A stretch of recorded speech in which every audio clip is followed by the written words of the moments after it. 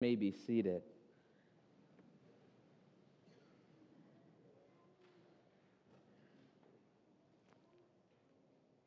We said it just a couple weeks ago as we wrapped up our series on the Lord's Prayer. You might remember that, looking at something called battle prayer. That's what we heard from David today, one of his battle prayers. And what we said those few weeks ago was this, that life is a battlefield. Life is a battlefield. You and I, when we walk out that door or the front doors of our homes, we enter into all sorts of battles. Right? The frustration at the job, or the strained relationship with that family member, our spouse. Maybe it's that a group of people, that social group, a friend group that we're hoping that we can crack into, and we just can't find our way into it. Or maybe it's the habit we just can't seem to kick. It could be loneliness or a sense of purpose, something all of us are going out into and engaging in this battle. But not everyone has a strategy to face those battles. Now, we all have tactics as we go into battle, right? Things we tell ourselves might be like, stay cool, keep calm. Don't let them get the better of you. If you're into psychology, maybe it's something like, don't tell yourself negative thoughts. Instead, turn those into positive thoughts about yourself. I used to watch this yoga teacher on YouTube, which I should go back and watch because I've been feeling pretty tense lately, actually. And at the end of it, though, she would share these little mantras, right? Things she invited you to speak over yourself that day and that week. And they were things that were nice, really nice ideas, wonderful ideas. Things like, all of the answers are within me. Or things like, I am safe, and there's no trouble about me. But these were just tactics. These weren't tied into overarching strategy. They weren't rooted in anything really in my life that I could hold on to and employ them, right? Realistically. When I said them in the moment, yeah, things felt better, but it didn't work long term. If you're familiar at all with Sun Tzu, right? He was the Chinese military strategist and author of the book, The Art of War. He wrote this, strategy without tactics is the slowest route to victory. Tactics without strategy is the noise before defeat. We need a strategy. We need an overarching goal that we tie our tactics into if we want to be successful, right? If we want to experience victory in life.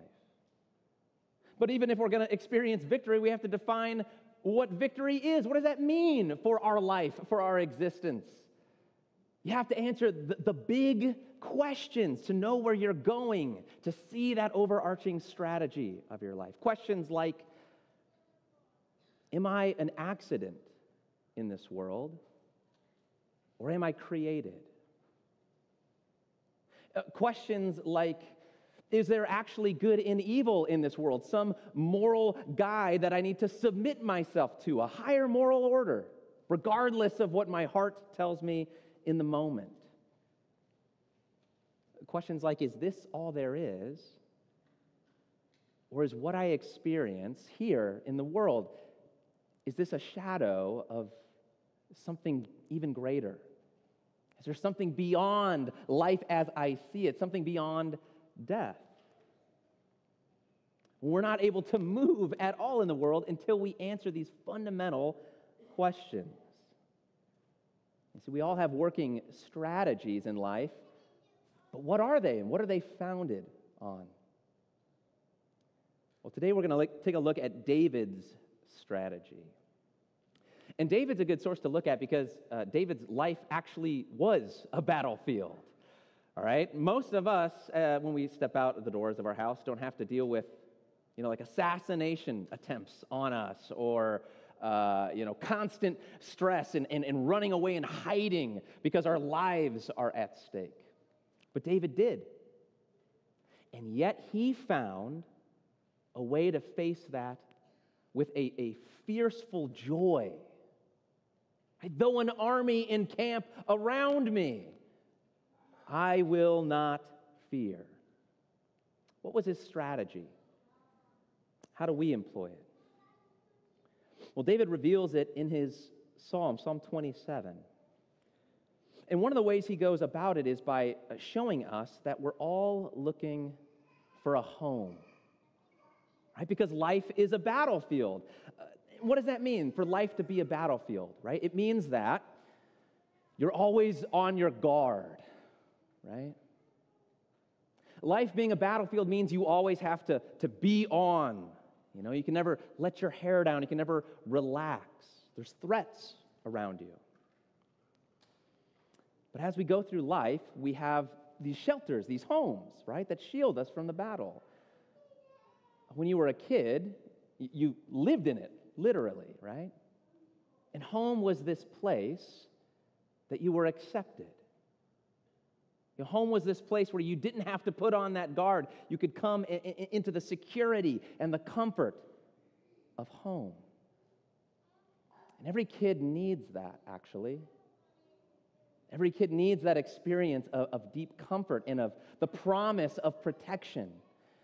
And I know that not everyone in this room actually experienced that in their childhood. And maybe there's still some damage from that in our lives. But even if you did, even if you grew up in a home where you experienced considerable protection and comfort, you could be yourself, you were accepted, even still, homes fade. You know, they get torn down, they get sold. What did David say? Even my mother and father might forsake me. Even if you have the best relationship with your parents, they've always loved and supported you, at some point, they're going to die. They're going to leave.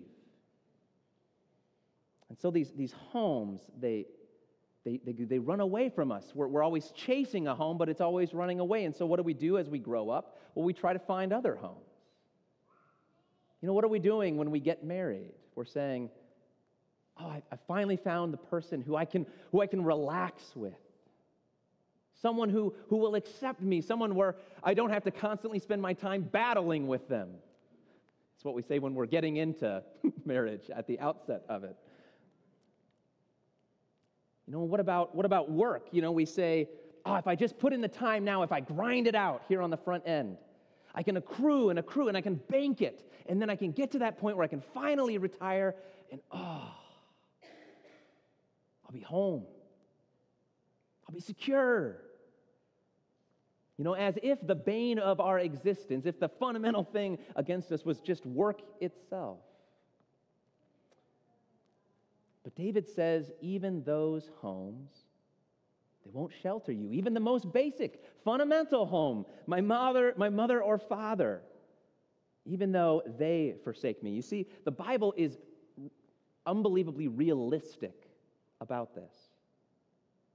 And I don't know that too many other people are, right? Politicians will say, hey, if you follow me, if you vote for me, put me in office, I'll make all your troubles go away.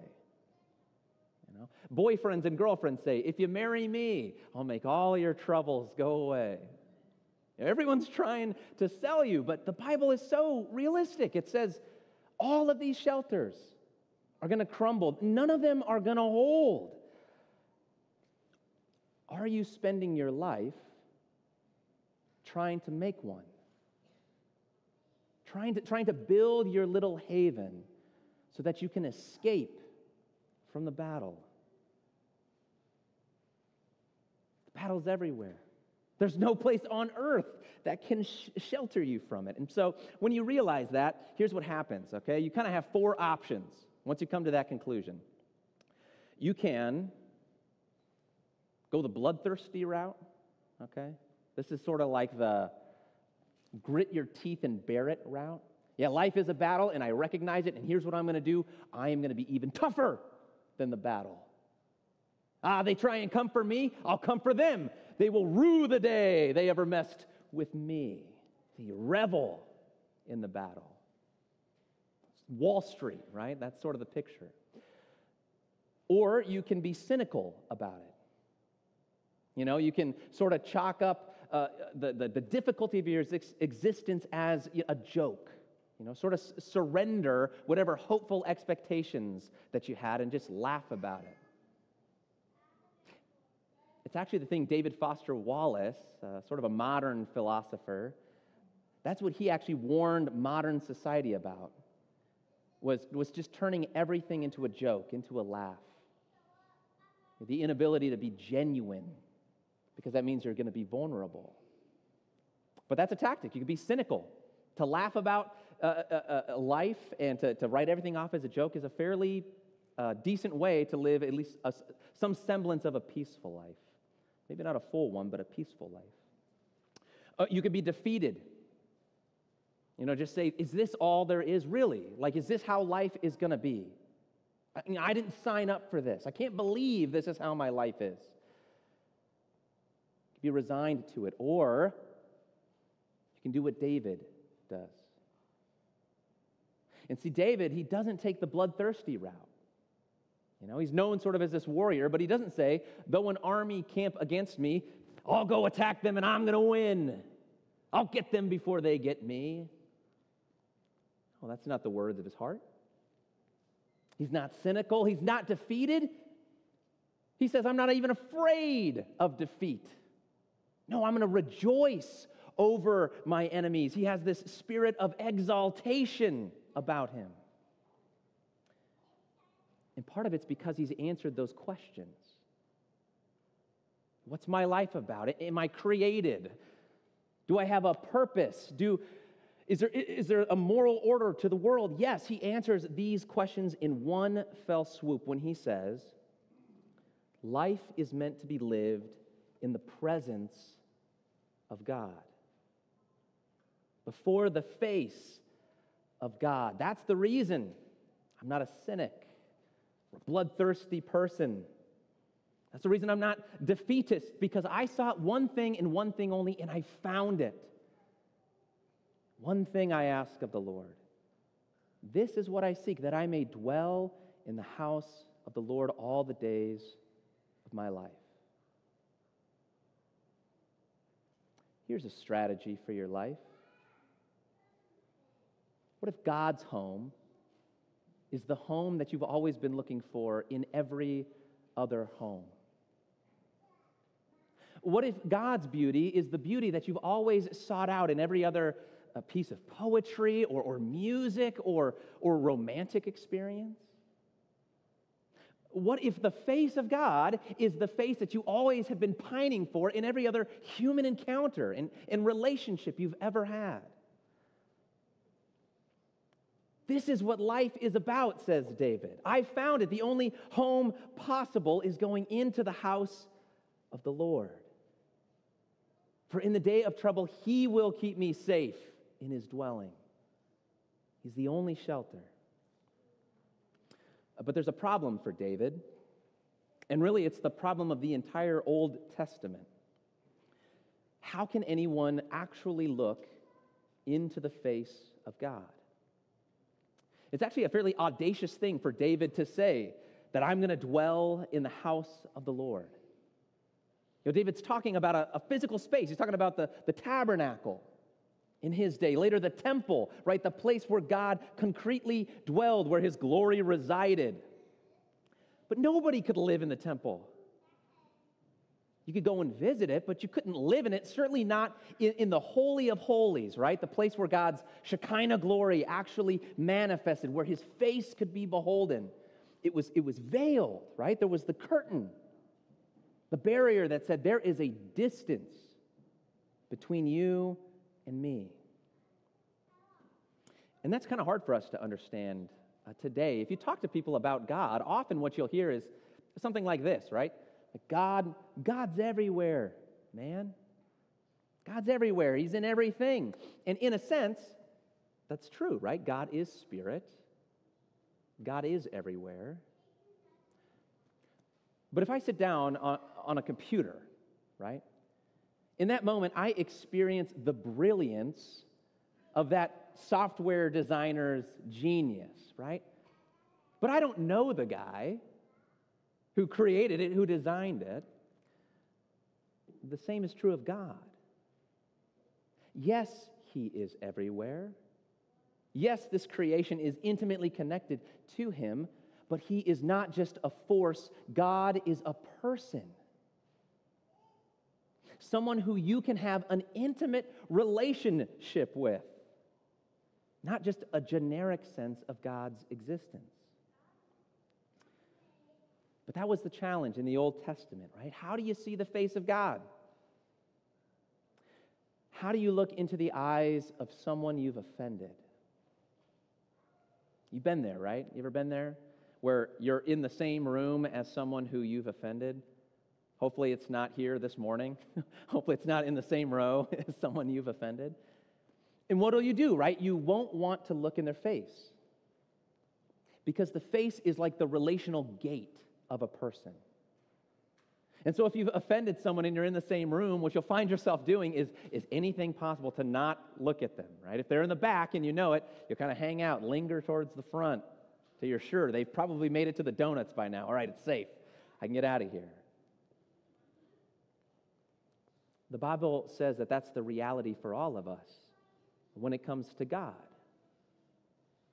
We've participated in the same rebellion as Adam and Eve. In the garden, we have offended God. And when Adam and Eve and their son Cain, when they offended God, they realized the face of God was actually a terrifying thing. They couldn't look at Him any longer. And yet Cain, when he sinned, he would say that he couldn't be apart from the face of God. He said, God, if you don't shelter me by your face, if you don't let me look into your face, I'm going to be a homeless wanderer. You see, Cain understood that the presence of God was his only home. It was where he belonged. And the rest of the Old Testament narrative is asking that question. How will we stand in His presence? How can I dwell in the house of God? And then we hear Jesus in John chapter 2. Right, destroy this temple and I will raise it up. And you know what He's saying, right? You know what He's talking about. He's saying He is the temple. He's not talking about the building. And you remember what happened, right, when He died. You remember what happened at the temple. That veil, the curtain, the barrier, it was rent from top to bottom. And you see, that was God's way of saying, you want to know what the cross is really about? You want to know what the gospel is about, what the Christian faith is about? Do you want to know what life is about? My Son went there so that you could look at me face to face. So that you could finally see me and relate to me, not just as your boss, as someone who's telling you always to get it right, but as your Father. That you could see your acceptance in the face of God, that you could see Him not just as the distant deity who you hope will make things turn out good for you in the end. You're kind of hoping, wishing, but that you could know that. You could rest assured in His good intentions for you as a friend. Do you hear God calling out to you? What did David say? You have said, seek my face. My heart says, your face I will seek. God comes to you and tells you to seek Him. And I think for most of us, at least I'll speak for myself, I haven't really ever heard the articulate voice of God speak to me, seek my face. But what about this? Maybe recently you've been let down by a parent, or by a friend group, or by a spouse, or a job, or a career. And what is God doing but granting you a summons? Leave that home. Find your home in me. Right? Seek my face. Life is a battlefield and there's no other shelters but me. Maybe this is your summons to him.